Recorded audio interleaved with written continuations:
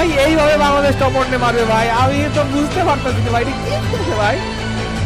আল্লাহ আল্লাহ আল্লাহ আল্লাহ guys, সবাই লা হাওলা ওয়ালা কুওয়াতা ইল্লা বিল্লাহ আলিউল আযীম করো গাইস।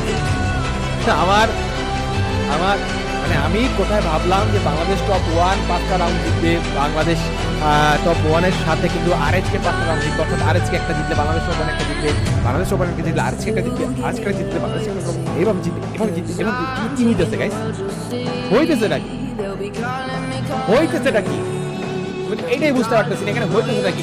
আচ্ছা আমরা কুটকুশে দেখলাম যে কুটকুশের কাছে কিন্তু আছে ম্যাক্স 7, এখানে বাংলাদেশ টপ ওয়ান চলে এসেছে, বাংলাদেশ টপ ওয়ান কে আবারও নকডাউন করলো, রাত ভাই ওয়াইটি কে আবারও নকডাউন করলো, আবারও তিনটা প্লেয়ারকে নকডাউন, আবারও ভাই আবারও ভাই আমি তো ফাইটই দেখতে পারতেছি না ভাই, আমি তো ফাইট দেখতেই পারতেছি না ভাই। আরে ফাইট কই, বুয়া হয়ে গেছে, আরে ভাই বুয়া হয়ে গেছে, ভাই এত তাড়াতাড়ি বুয়া হয়ে গেল, এত তাড়াতাড়ি বুয়া হয়ে গেল ভাই, খেলাটা মাত্র শুরু হইলো, শুরু হইতে পারলো না খেলা।